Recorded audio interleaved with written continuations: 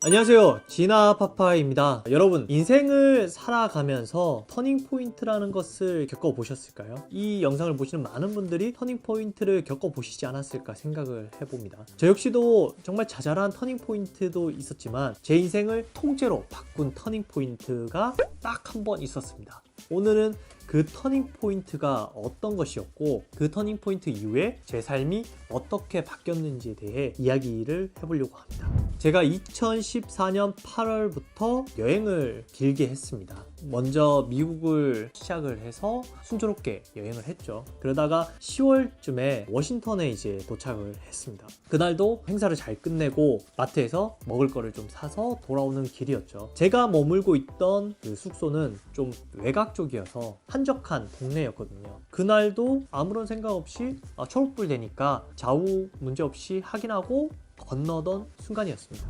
반틈 정도, 횡단보도의 반쯤 왔을까요? 갑자기 끽 하면서 시끄러운 소리가 들렸고 그 순간 제가 봤죠, 소리가 나는 쪽에. 갑자기 불법 좌회전을 하는 차가 눈에 보였고 찰나의 순간에 차는 저를 스쳤습니다. 그리고 그 차는 멈추지도 않고 가버렸죠. 뺑소니 사고였습니다. 많은 분들이 그런 큰 사고가 발생했을 때 파노라마 형식으로 나의 과거가 이제 눈앞에 보인다, 그러한 이야기를 많이 하시잖아요. 사실 그 사고가 있기 전에는 믿진 않았죠. 아니, 그 몇 초 된다고 그 찰나의 순간에 과거가 파노라마 형식으로 펼쳐지는 게 맞냐. 근데 그 차가 저를 치는 순간 불과 2, 3초 정도 떠 있었을 텐데 제 눈앞에는 파노라마 형식으로 과거의 순간들이 보이더라고요. 그러면서 이거 죽겠구나, 그런 생각이 무의식 중에 들었습니다. 그리고 현실로 돌아온 것은 이제 제 머리가 먼저 땅바닥에 떨어지면서 다시 현실로 돌아왔죠. 그리고 한인마트가 바로 있었거든요, 횡단보도 옆에. 그분이 나오셔서 911에 신고를 해서 빠르게 이제 조치를 취했죠. 그분이 제가 의식을 계속 잃지 않도록 한국말로 이제 보살펴 주면서 다행히 의식을 계속 유지하면서 병원에 갔고 이제 전체적인 이제 CT 촬영을 하면서 결과를 기다렸습니다. 정말 천운이게도 아무런 이상이 없었고 이 머리 쪽인 부분과 내장 그리고 뼈적인 부분은 큰 이상은 없었습니다. 그나마 이제 스크래치라고 하죠.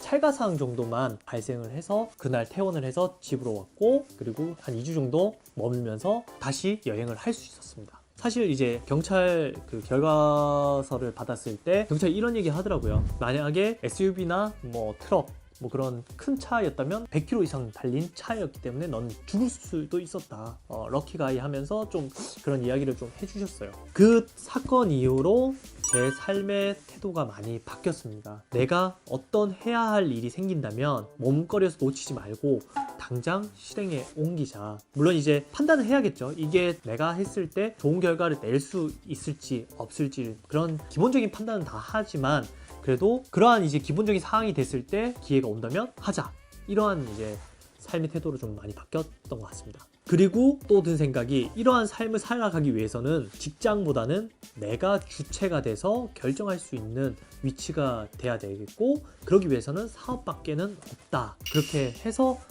저는 사업을 좀 시작하게 되었습니다.